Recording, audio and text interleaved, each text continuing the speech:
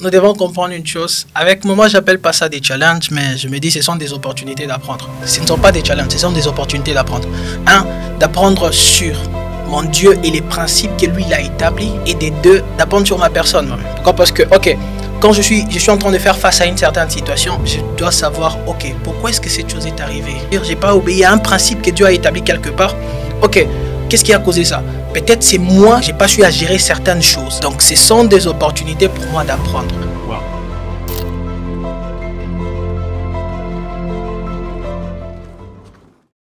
Shalom à tous. Bienvenue sur notre chaîne Rehoboth Church International. Voici pour vous un nouveau programme, Le Chrétien et son quotidien. Le Chrétien et son quotidien, c'est une rubrique qui vient nous parler de la routine des chrétiens. C'est-à-dire que vous travaillez, vous étudiez, mais aussi vous êtes appelé à servir dans une église. Bien sûr, dans le contexte de toutes les personnes qui sont à l'étranger, pour nous les jeunes, nous sommes voués à beaucoup de challenges. Alors, dans ce programme, nous allons discuter sur beaucoup de thématiques qui parlent des chrétiens et leur quotidien. Sur ces plateaux, je suis accompagné des deux sœurs ici. Je vais commencer par la première. Bonjour Becky. Bonjour. J'espère que tu vas bien. Oui, ça va très bien. Tu es très belle aujourd'hui. Merci beaucoup. Alors, je suis aussi accompagné de Exaucé. Elle va aussi je pense qu'on va aussi la saluer. Bonjour Exaucé. Bonjour Emalia. Comment tu vas? Je vais bien et toi-même? Ça va très bien. Alors, comme vous les voyez, nous avons deux sœurs ici à côté qui vont m'accompagner sur ces plateaux dans cette émission. Mais nous avons aussi notre invité. L'invité, voilà, nous avons Monsieur Isaac. Bonjour Monsieur Isaac, comment vous allez? Je vais très bien. Alors, Monsieur Isaac, qui êtes-vous exactement? Qu'est-ce que vous faites? Est-ce que vous pouvez nous parler brièvement de vous? Qu'est-ce que vous faites exactement dans la vie? Alors, je suis Isaac Katambo. Je suis un disciple de Christ. Ok. Je suis ingénieur en formation. Ok. J'ai fait l'ingénierie, génie électrique et génie électronique. Ok. Et je suis aussi représentant d'une fondation qui est une organisation caritative. Alors, vous avez tous écouté. Par rapport à tout ce que nous avons dit dans l'introduction, vous vous rendez compte que M. Isaac a beaucoup de casquettes. M. Isaac est étudiant. M. Isaac est fondateur d'une action caritative, n'est-ce pas? M. Isaac aussi est serviteur de Dieu. Mais alors, j'ai envie de poser une question. M. Isaac, comment vous arrivez à concilier les trois choses seuls? C'est-à-dire que vous avez trois grandes choses d'ailleurs. Servir Dieu, c'est pas facile. Être étudiant, surtout en ingénierie, ce n'est pas aussi facile. Mais aussi être serviteur des dieux. C'est-à-dire que vous avez plusieurs responsabilités. Mais comment vous arrivez à concilier les trois domaines seuls? Merci pour la question. Je crois qu'avant de répondre à cette question, je vais poser une base. Et c'est quoi la base? Trop souvent, on aime bien manager, mais le problème, c'est d'avoir cette gestion efficace. Pourquoi? Parce que la personne qui n'a pas une gestion efficace, le Seigneur est capable de lui arracher les choses qu'il lui a données. Vous allez comprendre avec moi une chose. Le royaume de Dieu, c'est un royaume où il y a beaucoup de ressources. Et il y a une clé dont nous avons besoin, c'est la gestion. Les Anglais disent management. Donc, quand on a une mauvaise gestion, il y a certaines choses qui nous seront enlevées.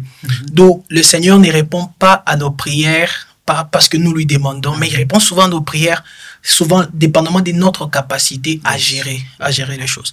Donc, alors pour ma part, comment j'arrive à gérer ces quatre domaines de la vie? Déjà que c'est un challenge et c'est très compliqué à savoir, mais la première des choses, je m'appuie sur la sagesse de Dieu, la grâce de Dieu et la miséricorde de Dieu. Là, c'est la première partie qui concerne Dieu. Mais au-delà de tout ça, il y a certaines choses qui me concernent personnellement.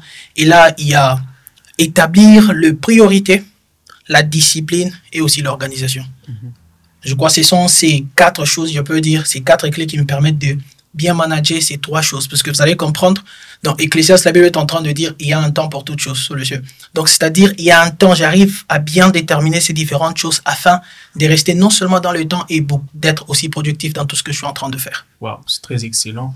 Je trouve que cela est vraiment très, très bon à le faire. Et je pense qu'il y a le temps pour tout dans tout ce que nous sommes en train de faire. Mais Exaucé, j'ai envie de poser une question. Si tu as déjà eu à faire ça une fois, si tu as déjà essayé de le faire, étudier, travailler et aussi être servant de Dieu, avoir une responsabilité dans l'église. En tout cas, je ne suis pas plus forte que notre invité, mais c'est Isaac. Alors, j'ai eu à faire cette expérience. Je sers Dieu dans mon église. J'étudie, je suis en banque et finance, mais également, par la grâce de Dieu, j'avais trouvé un travail, mais c'était pas à temps partiel. c'était en plein temps. Du coup, j'avais vraiment cette envie-là de travailler, mais les temps faisaient défaut. J'ai aimé ce qu'il a parlé dans l'une de ses clés, il a parlé du management du temps. Et je n'ai vraiment pas pu manager mon temps. Et c'est ce qui m'a poussé à mettre le travail de côté. Mais quand même, je peux décider de travailler uniquement pendant les vacances. Et par rapport à votre réponse, M. Isaac, cela éveille un peu ma curiosité pour vous poser une question qui est vraiment rattachée à la première. C'est de savoir qu'est-ce qui vous a poussé à poursuivre ces 3 vocations en même temps. Il n'y a pas eu un moment où vous êtes dit, je dois me focaliser dans mes études parce que, à ce qu'on sache, l'ingénierie, c'est pas facile. Vous avez beaucoup de choses à faire de ce qu'on voit. On a des amis qui font cela. Et de l'extérieur, ça nous donne l'impression que vous étudiez beaucoup. C'est vrai qu'on aussi on étudie beaucoup. Mais vous nous donnez cette impression-là que vous n'avez vraiment pas le temps. Et moi qui fais banque et finance, je me dis, j'ai vraiment pas le temps. Du coup, j'ai changé d'avis ou je me suis décidée à faire les choses autrement. Et pourquoi vous avez décidé, qu'est-ce qui vous a poussé à poursuivre ces 3 vocations en même temps? Pourquoi ne pas attendre de finir vos études et puis commencer vos projets? Ou soit, je vais laisser les études, mettre des études à côté, je sers Dieu et j'avance dans mon business. Alors, merci pour la question. Je crois que nous devons comprendre une seule chose. Tel que j'étais en train de le dire, la terre qui est l'extension du royaume de Dieu, qui est notre Dieu qui est au ciel, et la terre qui est l'extension en fait. Et nous devons vivre sur terre, dépendamment de comment est-ce que le Seigneur a établi certaines règles qui sont au ciel. Alors j'aimerais qu'on puisse comprendre cette chose. Pourquoi alors faire ces 3 choses au même moment? Je crois que on a été appelé à apporter le royaume de Dieu dans toutes les sphères. Donc, on a été appelé à apporter le royaume de Dieu dans toutes les sphères que nous sommes en train de faire. Donc, que ce soit les études, que ce soit le travail ou les différentes autres choses. Jésus-Christ est en train de dire que votre lumière luise. Comment est-ce que votre lumière va apparaître si vous n'entrez pas dans différentes sphères? Là, c'est la première des choses. La seconde, je crois, c'est un acte d'obéissance. L'obéissance à quoi? Premièrement, quand il est en train de dire d'aller établir le royaume de Dieu dans toutes les sphères, ça c'est la première. La seconde, de ne pas rejeter la connaissance, puisque notre Dieu nous demande de chercher la connaissance, de poursuivre la connaissance. Et au-delà de tout ça, c'est pour aussi être productif. Parce que quand vous rentrez dans Genèse, vous allez comprendre que le Seigneur a demandé à Adam d'être productif. Donc, pour être productif, j'ai besoin d'entrer dans toutes ces choses que je suis en train de faire afin de manifester la gloire de Dieu dans tout ça. Donc, je dis, Jesus need to be glorified and revealed dans ce que je suis en train de faire. Je crois que c'est la raison pour laquelle je suis en train de faire ça. C'est un acte d'obéissance à ces 3 choses que j'ai essayé d'établir. Je trouve Becky très intéressée. Je pense qu'elle est très attentive à ce que notre invité est en train de dire. Becky, est-ce que tu as déjà essayé de le faire? Moi, personnellement, non. Je me focalise plus sur mes études et les services de Dieu. J'ai jamais vraiment essayé de... Donc, toi, tu as été appelé justement pour les études. Non, je pense pas, mais c'est quand même difficile pour moi de manager le 3. Mais comment tu trouves par rapport à ce que notre invité vient de dire? C'est quoi ton avis par rapport à ça? Tu es d'accord? Je pense que c'est possible pour toi? Personnellement, je sais pas trop. Voilà pourquoi j'ai quand même une question à vous poser, Monsieur Isaac. Oui. Parce que personnellement, je suis quelqu'un qui croit que le Seigneur peut nous aider aussi dans nos études et dans les travaux et peut nous influencer avec des directives, nous aider vraiment à bien établir notre emploi du temps. Alors, j'aimerais savoir, parce que vous avez parlé de plusieurs clés que vous avez tirées de la Bible. Alors, j'aimerais savoir quand est-ce que vous avez réalisé que le Seigneur aussi peut vous aider dans ces domaines. Parce que c'est vrai que par moment, on peut commencer à travailler et commencer par nous-mêmes, sans vraiment impliquer les seigneurs. Alors, j'aimerais savoir, parce que vous n'avez pas commencé directement à impliquer Dieu dans les études, dans les travaux. Alors, il y a toujours un début à tout. Alors, j'aimerais savoir, vraiment, ces débuts-là, comment ça s'est passé? Comment vous avez réalisé cela? Alors, essayons de parler de moi avec le travail à Chypre. Je crois que quand je suis arrivé déjà à Chypre, j'ai rencontré quelqu'un qui a changé ma façon de voir ici. Et au-delà de ça, c'était pas par le besoin. Donc, j'ai pas commencé à travailler puisqu'il y avait un besoin quelque part. Je me dis, ok, d'accord, il faut que je cherche l'argent. Non. Mais je crois que la chose qui me poussait beaucoup plus, c'était d'essayer de comprendre comment est-ce que ce système d'ici comprendre le système et comment m'adapter par rapport à ce système. Et au-delà de ça, je me suis dit, alors, si je dois prendre 4 ans en train d'attendre à étudier et puis après chercher à travailler, pourquoi ne pas prendre ces différentes choses, combiner ces différentes choses afin aussi de non seulement avoir la connaissance, mais au-delà d'avoir la connaissance, il y a une expérience que je suis en train de construire petit à petit.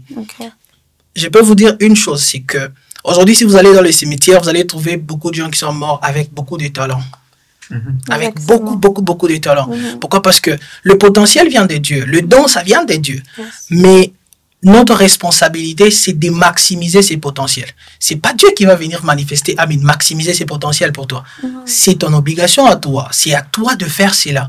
Donc, du coup, c'est à moi de prendre certaines responsabilités et tout. Et vous allez voir, Jésus-Christ, je crois il a mentionné, c'est là dans Matthieu 25, je crois, si j'ai une bonne mémoire, à partir du verset 14 jusqu'au verset 30, où il y a un des esclaves ou des serviteurs à qui son maître lui a remis les talents. Lui n'a pas utilisé ça. Il a préféré enterrer cela. Mais moi, je ne préfère pas enterrer cela. Je préfère pas enterrer les talents. Je préfère pas enterrer tout ce que le Seigneur a posé à moi. Je me dis, je dois mettre ça à l'œuvre. Et je suis en train de mettre ça à l'œuvre. Mais, monsieur Isaac, je pense qu'il y a une question à vous poser. Oui. Ce que vous venez de dire, je trouve que c'est très intéressant.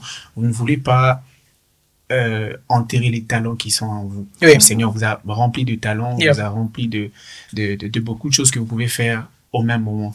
Mais après, j'ai envie de savoir, en fait, c'est quoi les challenges que vous rencontrez dans les 3 vocations que vous êtes appelés à faire, c'est-à-dire tout ce que vous faites, c'est bien, n'est-ce pas?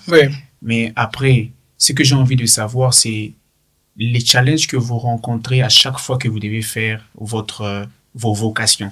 C'est-à-dire, pour les études, vous êtes appelé vraiment à étudier pour être excellent dans vos études. Pour servir le Seigneur, vous êtes appelé à servir le Seigneur pour être excellent dans l'œuvre de Dieu. La Bible même dit que ce que vous faites, faites-le bien parce que votre bénédiction en dépend. Et dans la vie sociale aussi, vous êtes appelé, j'ai envie aussi de dire que vous êtes appelé à vous marier un jour. Pas rester célibataire, bien sûr. Vous êtes appelé à vous marier un jour. Mais après, c'est quoi les challenges que vous rencontrez en fait? Est-ce que vous les faites vraiment parfaitement ou il y a des challenges que vous rencontrez dans tout ce que vous faites? Déjà que nous devons comprendre une chose. Avec moi, j'appelle pas ça des challenges, mais je me dis ce sont des opportunités d'apprendre. Ce sont des opportunités d'apprendre. Ce ne sont pas des challenges, ce sont des opportunités d'apprendre. D'apprendre sur mon Dieu et les principes que lui il a établis. Et des 2, d'apprendre sur ma personne moi-même. Pourquoi? Parce que, quand je suis en train de faire face à une certaine situation, je dois savoir, pourquoi est-ce que cette chose est arrivée? Est-ce que je n'ai pas obéi à une loi que le Seigneur a établie? Je veux dire, je n'ai pas obéi à un principe que Dieu a établi quelque part. Qu'est-ce qui a causé ça? Peut-être c'est moi j'ai pas su à gérer certaines choses. Donc, ce sont des opportunités pour moi d'apprendre. Vous pouvez vous poser une question. Déjà que moi, je ne suis même pas occupé. C'est vrai que j'ai toutes ces choses dont je suis en train de faire. Mais il y a cet homme de Daniel, lui qui était à Babylone, parmi les personnes qui étaient haut placées. Mais comment est-ce que cette personne arrivait à manager cela? Parce que quand vous voyez quelque part dans la Bible, je crois que ça doit être dans Daniel 6, le verset 10, où on dit Daniel, il arrivait à prier 3 fois la journée. Comment est-ce que cette personne arrivait à prier? C'est-à-dire, il y avait un système que cette personne a eu à établir. Pourquoi? Parce que quand on a besoin de sages devant le roi, il doit être là. Et quand il a besoin peut-être de prier, il doit être là. Et j'imagine peut-être qu'il avait aussi une vie qu'il devait mener. Et comment est-ce qu'il arrivait à faire ça? Donc, en fait, c'est notre responsabilité de pouvoir gérer les différentes choses. D'obéir à la voix de Dieu et aux principes de Dieu. Et aussi de savoir manager les différentes choses que nous sommes en train de faire. Puisque, je crois, le proverbe, il est en train de dire, le don d'une personne lui donne une place et lui amène devant the great man, lui amène devant le roi, si on peut dire ça comme ça.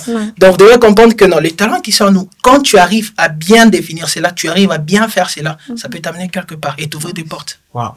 Je pense que je vais revenir vers vous sur ce point, mais j'ai envie d'aller de parler Exaucé. Exaucé, s'il te plaît, tu as eu à le faire, n'est-ce pas? Exactement. Mais j'aimerais que tu nous parles un peu de ton expérience. Même pendant une semaine, ce que tu as fait. Dis-nous, s'il te plaît, comment tu as eu à le faire. C'est-à-dire, tu sers Dieu, tu travailles, tu étudies. Dis-nous un peu comment tu faisais. Est-ce que cette période-là, tu as arrêté de prier?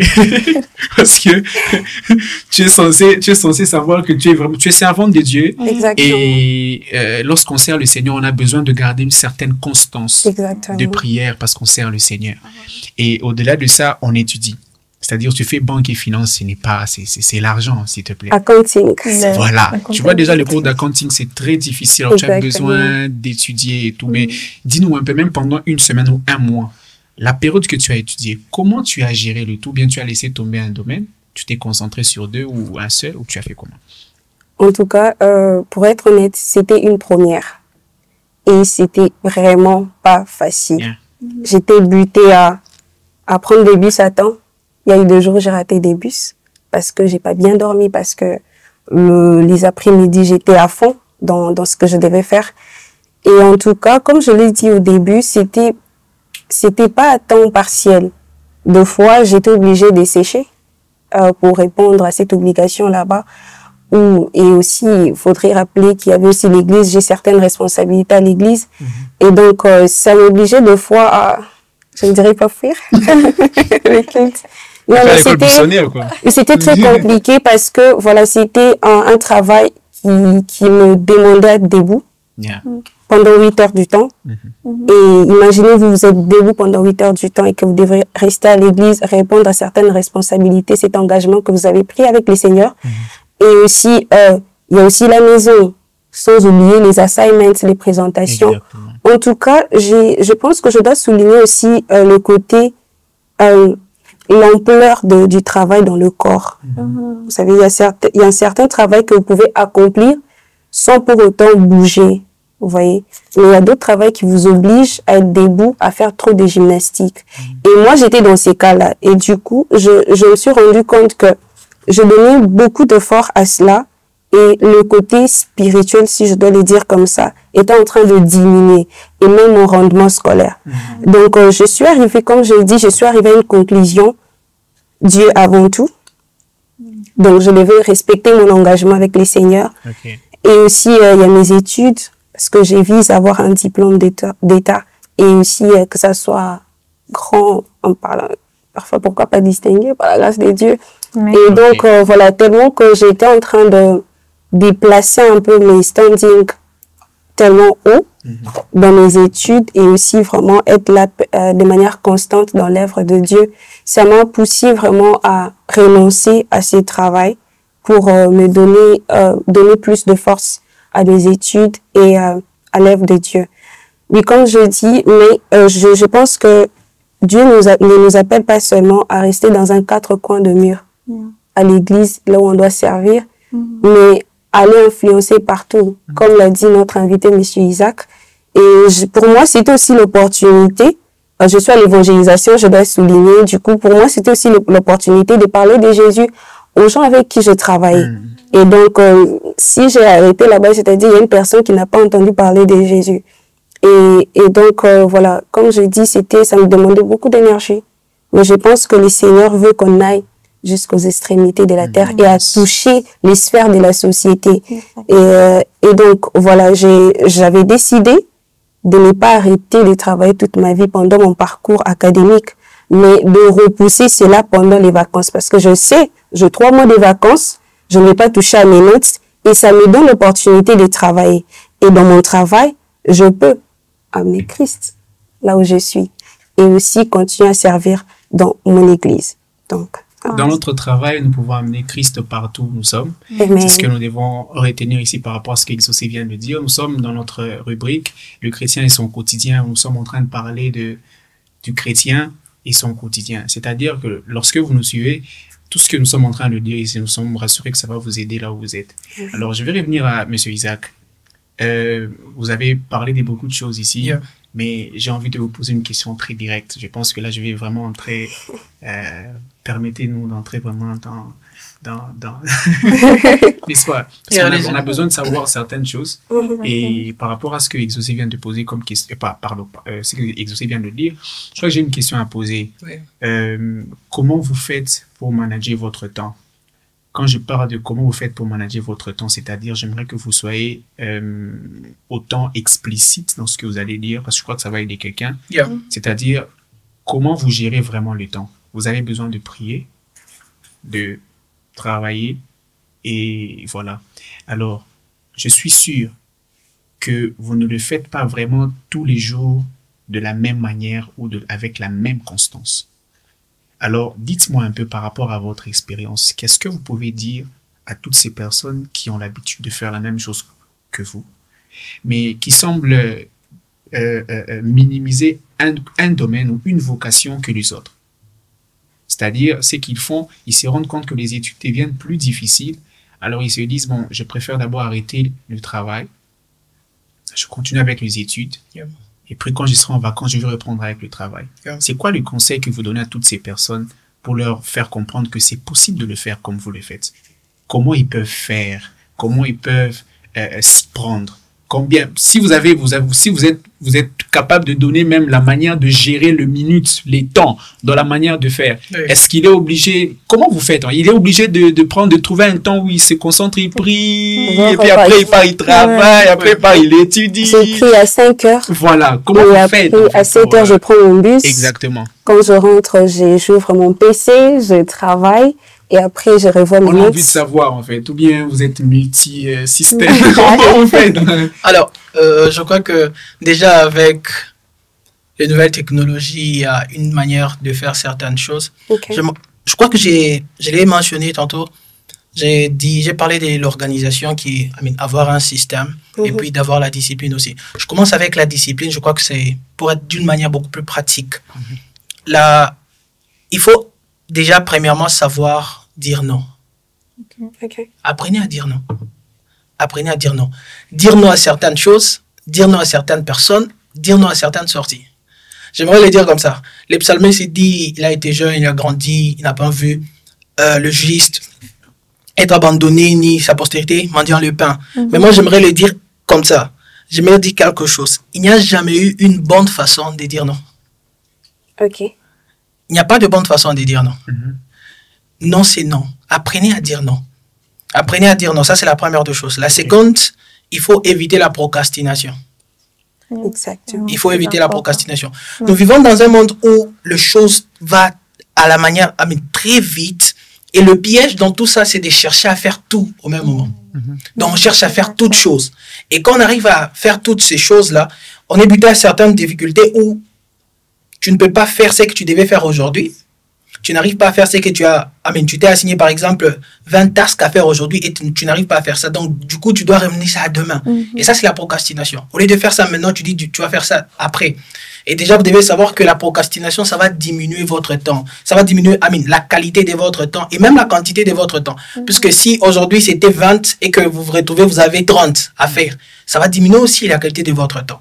Donc, d'une manière concrète, j'aimerais bien vous parler. OK, avec moi, j'essaie juste de vous donner le quotidien, comment j'arrive à faire. Et je me réveille le matin, j'ai pris, je me prépare pour aller à l'école. Et quand je prends mon bus pour l'université, pendant que je suis en train d'aller dans le bus, j'ouvre mon téléphone, je peux essayer de lire quelque chose. Ça peut être un livre, lire quelque chose, peut-être ça peut être la Bible. OK. Le bus, ça peut prendre 20 minutes ou 15 à 20 minutes. C'est déjà beaucoup pour lire quelque chose.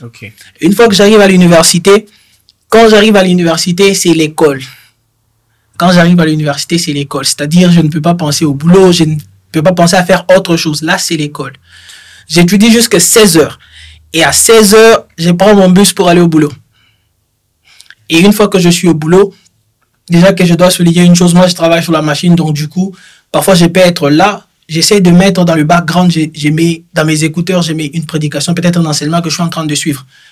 Tout en travaillant, je suis en train de travailler. Et si, par exemple, j'ai une petite brèche, je peux être là, ok, d'accord. J'ouvre mes notes, j'essaie de lire 2-3 trucs. J'essaie de lire, et puis après, le soir, je rentre à la maison à minuit. Wow.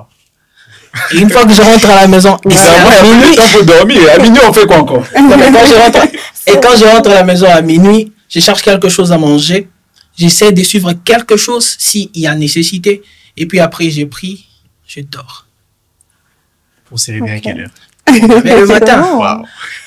Pour me réveiller le matin et puis faire le même cycle. Et c'est comme ça que ça passe. Et ça me permet, c'est pourquoi j'ai dit, il faut apprendre à dire non. Parce qu'il n'y a pas une bonne façon de dire non. Apprenez à dire non. Peut-être dire non à Netflix, dire non à Instagram. Aujourd'hui, on a beaucoup de gens qui passent plus de temps sur Instagram.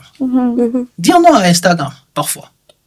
Dire non à Instagram. Aujourd'hui, avec... Dire non à TikTok, dire non à Facebook. À Facebook. Mais entre nous, c'est pas facile. Tel que je l'ai mentionné, aujourd'hui, avec Instagram, tu peux gérer le nombre de temps que tu peux passer sur Instagram.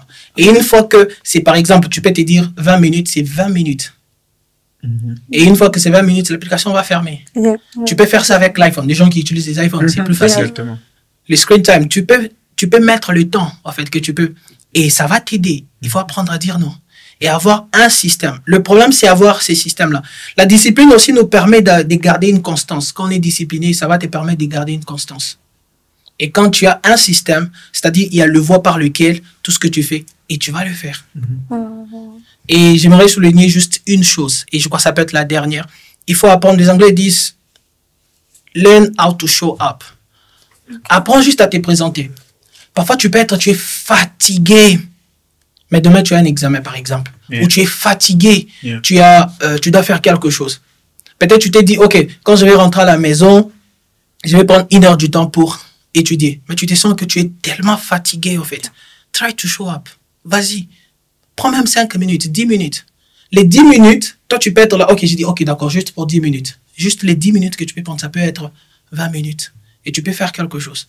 Au lieu de te dire, je ne veux pas faire ça, mais vas-y quand même, show up. Sois là quand même. Et c'est important. Je crois que c'est ça ma réponse. Apprendre à dire non. À dire non. C'est très important. C'est très fort, très fort. Je me rends compte qu'il y a beaucoup de gens qui ne savent pas comment dire non, qui ne savent pas dire non à certaines choses, surtout Facebook. Instagram, TikTok. On se rend compte que le temps qu'on passe sur TikTok, sur Instagram, en tout cas, c'est beaucoup de temps. C'est vraiment, si on doit investir ça avec de l'argent, c'est beaucoup d'argent. C'est beaucoup, exactement. C'est beaucoup d'argent.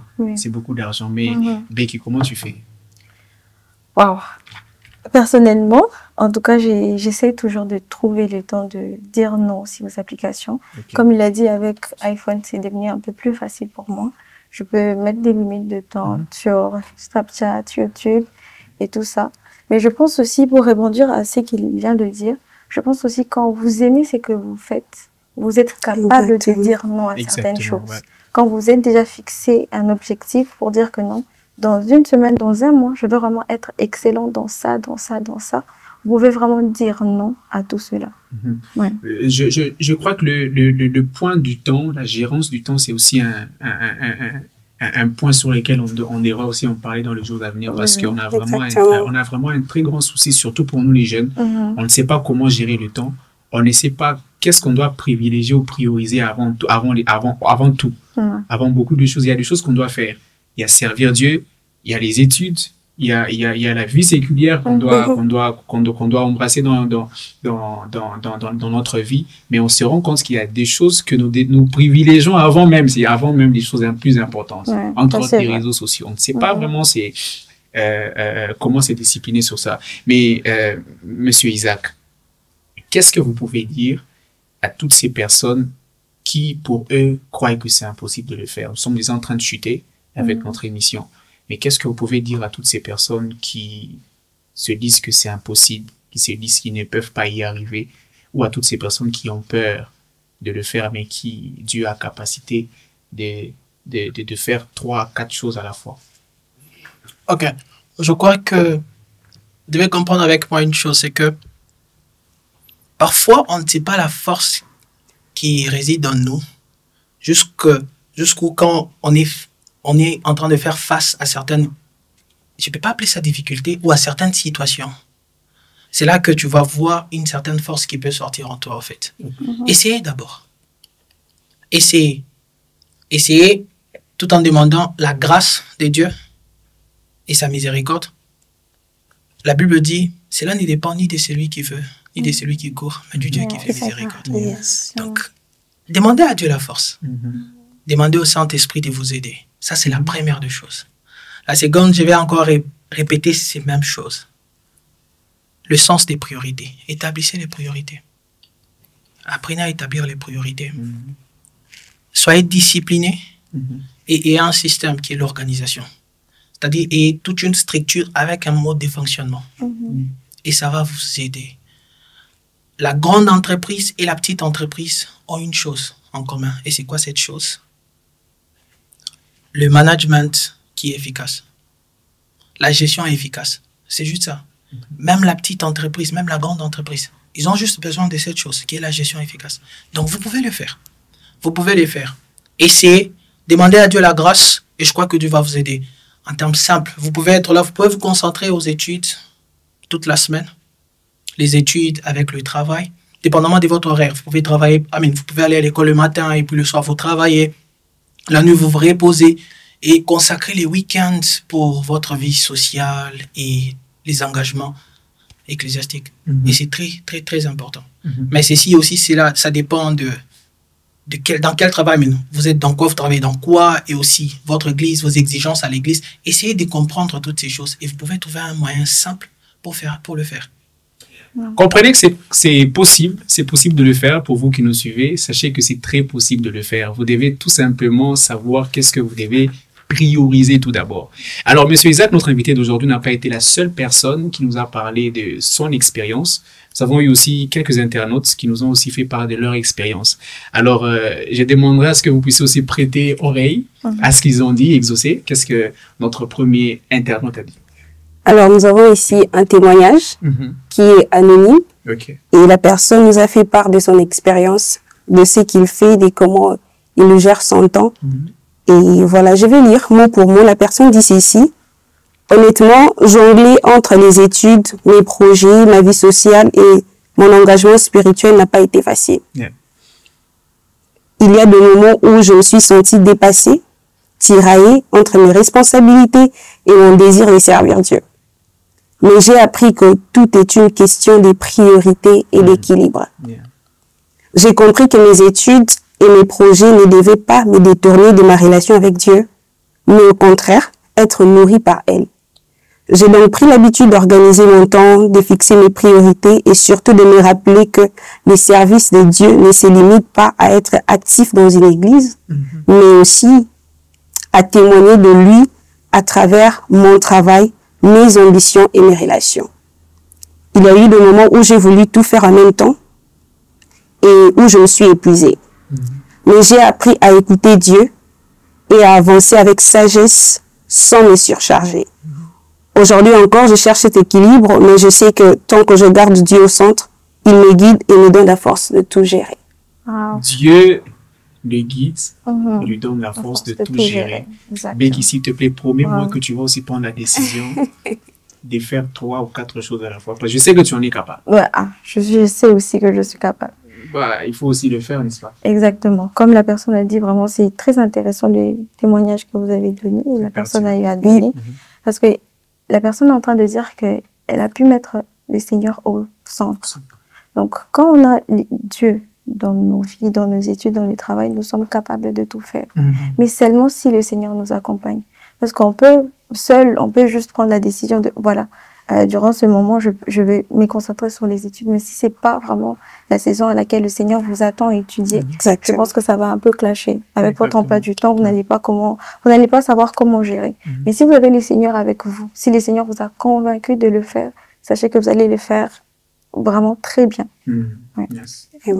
Pour les deuxièmes témoignages, Becky, est-ce que tu peux nous lire ce que notre deuxième internaute a dit? Bien sûr, là j'ai 2 témoignages. Oui, j'ai des témoignages. Je crois que ça serait intéressant que nous puissions écouter ce que les internautes... J'ai hâte d'écouter cela. Personnellement aussi, j'ai encore hâte d'écouter cela. Alors, je vais lire. La personne a à écrire, je répondrai de la manière suivante à cette question. La Bible dit, il y a un temps pour tout. De ce fait, quand il faut étudier, il faut le faire. Mais pas seulement, il faut très bien le faire. Et on va de même pour le travail et aussi pour le service de Dieu. Et être un modèle en société. Voilà. Le deuxième témoignage dit, il n'y a rien à faire, maman. C'est pour ça... Très directement. C'est pour ça que les autres deviennent pasteurs sans rien faire. Wow. Parce que tu ne peux pas suivre 4 lièvres à la fois. Donc, si tu sens que tu veux être pasteur ou pastrice, je ne sais pas, laisse déjà l'école. La personne est carrément catégorique. C'est un avis contradictoire. Exactement. Ce qu'on est en train de partager. Exactement. La personne est vraiment catégorique. Pour elle, c'est vraiment impossible. C'est impossible de suivre 4 lièvres à la fois. Exactement. Mais je pense que la personne, on ne doit pas vraiment la condamner parce qu'il y a certaines personnes qui n'arrivent pas à le faire, qui n'arrivent pas à gérer. Il y a plusieurs personnes qui sont appelées à faire quelques domaines et ils pensent qu'ils sont inactifs par rapport à ce qu'ils peuvent voir dans la vie des autres. Parce que face à quelqu'un qui fait 4 choses à la fois, 5 choses à la fois, et que nous, on est juste focalisé sur un seul domaine de notre vie, c'est quand même frustrant à l'intérieur de nous. On peut dire qu'on ne donne pas les maximums. Alors, par rapport à ça, je ne sais pas si on peut aider à encourager la personne ou ajouter quelque chose qui pourra l'aider à ne pas s'y focaliser à se comparer avec les autres. Ouais. Mais aussi, je pense qu'il y a certaines personnes qui ont l'habitude de fuir surtout les études. Et ils vont beaucoup plus se focaliser aux choses des dieux pour dire que voilà, c'est les choses des dieux qui sont plus faciles. Et beaucoup plus, c'est seulement avec nous les jeunes, surtout ceux qui vont dans les études et se rendent compte que ça devient très difficile pour lui. Il s'est dit, bon, je vais aller à l'église, me réfugier à l'église. C'est beaucoup plus ce que cette personne vient de dire. De toutes les façons, ils peuvent se dire de toutes les façons, Dieu m'a appelé. Voilà, Dieu a appelé tout le monde. Exactement. Mais aussi, il faut savoir que lorsque Dieu vous appelle, il ne vous appelle pas seulement pour aller servir dans l'église. C'est vrai, il nous appelle. Le ministère, ce n'est pas seulement les 5 ministères qui sont... exactement. Tout ce que vous faites. Vous pouvez être appelé à être docteur. Dieu peut vous appeler à être ingénieur. Dieu peut vous appeler à faire tout ce que vous faites. Je pense que c'est aussi un point très important que nous allons aborder dans les jours à venir. Mais vous n'êtes pas obligé de fuir vos études. Je pense que les études que vous faites, d'abord, ça devrait être plus facile pour vous. Les études ne doivent pas être difficiles. Moi, j'avais un professeur qui me disait que ce que vous faites, quand vous faites les études, ça ne doit pas être difficile pour vous. Ça doit être simple pour vous. Et quand c'est difficile, sachez que vous n'êtes pas appelé à ça. Allez dans autre chose. Et c'est pourquoi on a beaucoup de jeunes qui fuient les études pour aller se figer dans les choses des dieux. Et on a des serviteurs de Dieu qui ne sont pas assez pertinents dans ce qu'ils font et tout. Mais hélas, je crois que nous sommes à la fin de notre émission et j'aimerais que notre invité d'aujourd'hui puisse nous faire une conclusion. Une conclusion qui va englober tout ce que vous venez de dire, tout ce qu'on vient de parler ici. C'est quoi le dernier mot que vous pouvez dire à toutes ces personnes, à ceux qui sont appelés à 3 choses, à 4 choses, mais aussi à ceux qui sont appelés à une seule chose. Parce que c'est pour savoir, c'est pas tout le monde qui est appelé à faire plusieurs choses à la fois. C'est quoi les derniers mots que vous pouvez leur dire, mais aussi les encouragements que vous pouvez donner à toutes ces personnes qui le font. Alors, pour gérer ces 4 choses, 3 choses ou même une seule chose, apprenez à vous appuyer sur Dieu. Apprenez à vous appuyer sur Dieu, sur sa sagesse, sur sa miséricorde et sur sa grâce. Mais au-delà de tout, prenez le temps de vous connaître vous-même. Quelles sont vos forces, vos faiblesses, et au-delà de ça, investissez le temps en apprenant la gestion, l'organisation, la planification. Soyez disciplinés. Pourquoi? Parce que la discipline va vous permettre de garder une constante. Les priorités vont vous permettre de savoir, ok, ça vient en premier, ça vient en dernier. Et au-delà de tout, la discipline, l'organisation va vous permettre de bien structurer tout ce que vous êtes en train de faire. Je crois que vous pouvez le faire. Faites confiance à Dieu et vous allez le faire. Amen. Monsieur Isaac, c'est quoi votre verset favori? Le verset favori, il y a beaucoup, mais je crois que je peux sélectionner celui-ci, Romains 9, le verset 15 à 16. Il dit à Moïse, il fait miséricorde. À qui? Il fait miséricorde. Il a compassion de toute personne qui a compassion. Et cela ne dépend ni de celui qui court, ni de celui qui veut, mais du Dieu qui fait miséricorde. Amen. Vous êtes capable de faire vous êtes capable de faire les 3 choses à la fois, les 4 choses à la fois, ou une seule chose à la fois. Vous pouvez le faire. Lorsque vous demandez l'appui de Dieu, il va vous faire grâce de le faire. Nous vous encourageons, chers auditeurs, de suivre cette émission ou ce programme. Et nous croyons que ce que nous venons de faire ici, ou ce dont nous venons de parler ici, vous sera très bénéfique. Que le Seigneur vous bénisse et à la prochaine.